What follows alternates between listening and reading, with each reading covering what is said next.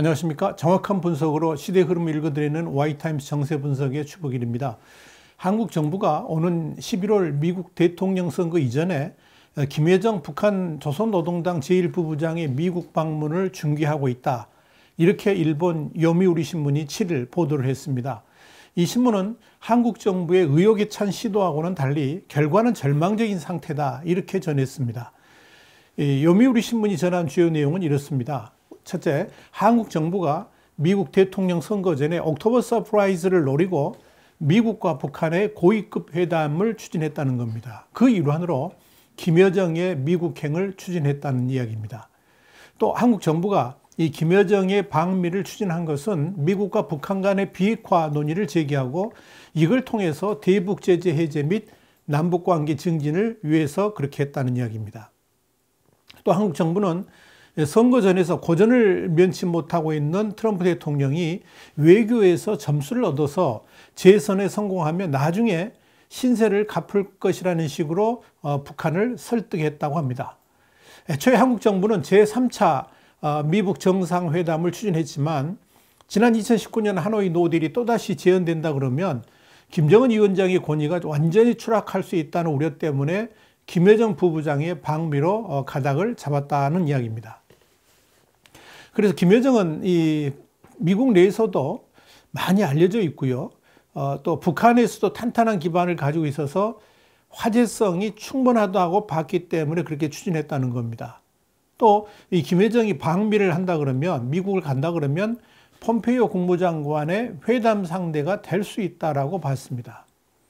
김여정이 이런 지위를 뒷받침해 주기 위해서 우리 국가정보원이 지난 8월 20일 국회 정보위원회에서 뭐라고 그랬습니까? 이야기한 게 있죠. 김여정이 국정 전반에 대해서 위임 통치를 하고 있다라고 보고를 한 겁니다. 그러니까 김여정의 방미를 위한 정지 작업의 일환으로서 그런 발언을 했다 하는 이야기입니다. 참 이걸 어떻게 봐야 될지 모르겠습니다. 또 김여정이 지난 7월 10일 담화에서 미국 독립기념일 행사가 수록된 DVD를 꼭 얻고 싶다고 밝힌 것도 방미의 사인이다. 이렇게 한국 정부는 판단했다는 겁니다. 문제는 회담의 주제였습니다. 비핵화 협의와 관련해 가지고 미국은 그동안의 주장대로 해왔던 주장 그대로 영변 핵시설 폐쇄 이상의 조치를 1단계로 요구를 했는데 북한은 대북 제재의 전면적인 해제를 최우선적으로 원하면서 어긋나기 시작했다는 겁니다. 그래서 한국 정부는 이런 미북 양국 간의 이견을 일거에 해소하는 방안으로 제시한 게 뭐냐? 바로 그게 종전선언입니다. 그러니까 미북 간의 종전선언이 이루어지면 북한에는 체제 보증의 실마리가 될 것이고 트럼프 대통령 입장에서도 선거 전에 내세울 수 있는 외교 성과가 된다는 계산이었습니다. 이런 차원에서 문재인 대통령이 9월 20일 국제연합연설, 그러니까 UN 연설에서 종전선언에 대한 국제사회의 협력을 요청한 것이다 하는 이야기입니다.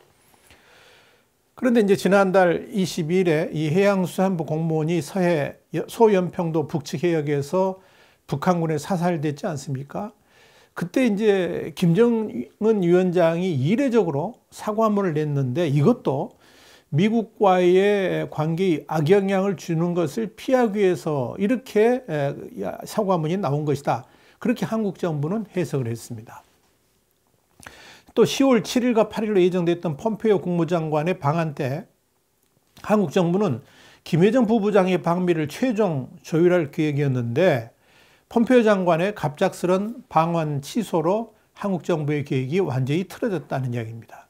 그럼에도 불구하고 한국 정부는 북한과 함께 김여정의 방미를 계속 추진할 것으로 보인다 하는 이야기입니다. 현재 김여정의 방미 성사는 절망적인 상태다. 이게 이제 요미우리 신문에서 나왔던 보도했던 내용의 주요 핵심 내용들입니다. 이미 우리 신문이 분석 보도한 바 있습니다만은 이 미국과 북한 간의 대화가 물밑에서 진행된 것은 사실이었던 것으로 보입니다. 그것이 한국 정부의 관여 하에 있었건 아니면 미국과 북한 간의 직통으로 진행이 되었건 간에 하여튼 미국과 북한 간의 옥토버 서프라이즈를 위한 모종의 물밑 작업은 있었다는 이야기입니다. 여기 대해서는 우리 Y타임스 9월 18일자 기사하고 그리고 우리 유튜브 동영상은 541회차에 보시면 자세히 보실 수 있습니다. 마이크 폼페이오 미 국무장관도 지난달 15일 워싱턴의 민간단체 애틀랜틱 카운슬과의 온라인 대담 행사에서 이런 말을 했습니다. 북한과 여전히 많은 노력들이 진행 중이라 그러면서 북한 문제에 있어서 우리가 더 진전을 이룰 수 있고 김정은 위원장이 다른 방향으로 갈 것이라는 희망을 가졌었지만 지금은 조금 이제 제대로 진전이 안 되고 있다는 거죠. 그럼에도 불구하고 여전히 나는 낙관적이다. 이런 말을 한 적이 있습니다. 그러면서 폼페이오 장관은 공개적으로는 고요했지만 진행 중인 많은 노력이 여전히 있다라고 그러면서 기회가 될 수 있는 곳을 알아내기 위해서 심지어 북한과도 노력하고 있다라고 말을 했습니다. 그래가지고 결국은 이 북한과의 물밑 교섭을 사실상 시인한 셈이죠. 그런데 중요한 것은 미국이 아무리 대선 한 달여를 앞둔 상황이고 또 트럼프 대통령의 지지율 열세를 만회하기 위한 빅 이벤트가 필요한다 할지라도 원칙을 저버리면서 북한과 손을 잡을 수는 없다는 이야기입니다. 다시 말해서 미국 입장은 분명합니다. 북한과 뭔가의 이벤트를 벌이는 전제 조건, 그게 뭐냐? 북한이 완전한 비핵화, 그러니까 FFVD를 분명히 하겠다는 약속, 그리고 이걸 실천하는 겁니다. 북한의 검증 가능한 비핵화 조치 없이 트럼프 정권은 결코 어떤 일도 벌일 수 없고 또 벌이지도 않을 겁니다. 이건 미국의 국익과도 직결되는 것이기도 하고요. 원칙 없는 북한과의 이벤트는 오히려 트럼프 대통령 입지를 더욱 어렵게 할 수 있기 때문에 그런 거죠. 그래서 미국은 지속적으로 북한의 검증 가능한 완전한 비핵화를 주장해왔던 겁니다. 미국 국무부는 지난 9월 21일부터 25일까지 오스트리아 빈에서 열린 국제원자력기구 그러니까 IAEA 총회에서 북한의 최종적이고 완전히 검증된 비핵화 그러니까 FFVD를 위한 노력에 국제사회가 동참해달라고 각국에 촉구까지 했습니다. 그렇게 강력한 북한 비핵화 의지를 밝혔는데 단지 트럼프의 재선을 위해서 그 원칙을 버릴 수는 없는 노릇인 겁니다. 그럼에도 트럼프 정부가 미국인들을 잠시 속이면서 미북 간의 평화쇼를 벌일 수 있을 것이라고 한국 정부가 생각했다 그러면 이건 엄청난 착각이고 미국을 기만하는 행위라고 볼 수밖에 없습니다. 그런 관점에서 폼페이오 장관이 일본 도쿄에서 열리는 쿼드 장관 회의에 참석하는 길에 한국을 방문하려고 했다가 취소한 것은 이미 북한과의 대화가 물 건너갔음을 확인해 주는 겁니다. 한국 정부는 끝까지 폼페이오 장관을 붙들고 이 북한 측 입장에서 미국과 다리를 놔보려고 했습니다만은 이 북한의 완전한 비핵화 없는 미북 간 대화는 무의미하다는 것을 폼페이오 장관의 방한 취소로 보여준 것이다. 이렇게 볼 수가 있을 겁니다. 자, 그렇다면 북한은 왜 미국과 대화를 하려 할까요? 이유는 간단합니다. 김정은 정권의 유지 자체가 힘들 정도로 상황이 어렵기 때문에 그렇습니다. 홍콩에서 발행된 아시아타임스가 지난 9월 10일자 분석 기사에서 보도를 한 내용이 있죠. 이미 한번 소개를 해드렸습니다만 내용이 이렇습니다. 전 세계적 유행병, 이게 코로나 바이러스죠. 그리고 국경 무역 중단, 그에 따른 필수품과 식품 부족, 최근의 대규모 홍수, 미국을 비롯한 서방의 제재 조치 등이 이 북한을 지금 퍼펙트 스톰으로 몰아닥치게 만들고 있다는 거죠. 그러니까 사회체제 자체가 흔들릴 정도로 올해는 정말 북한에는 끔찍한 한 해가 되고 있다. 이게 이제 그 아시아타임스의 보도 내용이었습니다. 그러니까 김정은은 어떤 방법으로든 이 난관을 헤쳐나가야만 됩니다. 이 와중에 문재인 정부에서 미국과 대화의 길을 열어주겠다고 제안했다는 거죠. 당연히 설깃할 수밖에 없었을 겁니다. 그런데 원초적인 문제는 김정은이 핵을 포기하고 싶은 생각이 눈꼽만큼도 없다는 데 있습니다. 이건 지난 9월 29일 미국 시간인데요. 김성 유엔 주재 북한 대사가 미국 유엔 본부에서 열린 제75차 유엔 총회 연설에서 뭐라 그랬느냐. 대북 제재를 풀기 위해서 핵을 포기하지는 않겠다. 이걸 강력하게 표명을 했습니다. 그러니까 북한의 뜻이 어디 있는지 분명해지는 거죠. 김성 대사는 이날 오히려 이런 말을 했습니다. 북한에 대한 핵 위협이 사라지지 않고 있다 그러면서 진정한 평화는 전쟁을 예방할 수 있는 절대적인 힘이 있어야 된다고 강조했습니다. 무슨 말입니까? 핵을 절대 포기하지 않겠다는 거죠. 이 말에 북한의 모든 본심이 자리 잡고 있습니다. 존 볼턴 전 백악관 국가안보보좌관도 6일 월스트리트 저널의 최고 경영자 협의회 원격 회의에서 이런 말을 했습니다. 트럼프 대통령하고 김정은 간의 브로맨스에도 불구하고 김정은이 비핵화할 기미가 전혀 보이지 않고 있다 그러면서 북한은 단지 그 기회를, 그러니까 트럼프 대통령하고 친하게 지내는 그 기회를 탄도미사일과 핵무기 프로그램을 완벽하게 만드는 데 이용했다라고 지적을 했습니다. 다시 강조합니다마는 북한은 결코 핵을 포기하지 않습니다. 핵이 있어야만 김정은 체제도 유지될 수 있다고 보기 때문에 그렇습니다. 그러면서도 대북 제재는 해제시켜야 된다는 생각을 갖고 있는 겁니다. 바로 그 부분을 한국 정부가 해결해 보겠다고 나선 것이고, 김정은 체제 보장의 확고한 방법으로 종전선언 문제를 꺼내든 것으로 보입니다. 그런데 미국은 꿈쩍도 안 한 거죠. 이런 관점에서 한국 정부는 트럼프 대통령의 재선을 돕기 위한 옥토버 서프라이즈 이벤트를 구상한 것이고요. 그 구체적 방안으로 김여정의 방미를 추진했던 겁니다. 그러니까 김여정이 미국을 방문한다는 것만으로도 세계 이목을 끌 수가 있을 것이고, 지난 2018년 6월에 싱가포르 미국 정상회담 같이 뭐라 그럴까요? 구체적인 내용이 없는 두루뭉술한 그런 합의문 하나 발표하면 트럼프 재선에도 도움이 되고, 이걸 계기로 해서 남북 관계도 풀어보려고 하는 구상을 한 것으로 보입니다. 그야말로 지극히 한국적인 발상이고요. 그야말로 문재인식 구상이었다, 이렇게 말씀드릴 수 있습니다.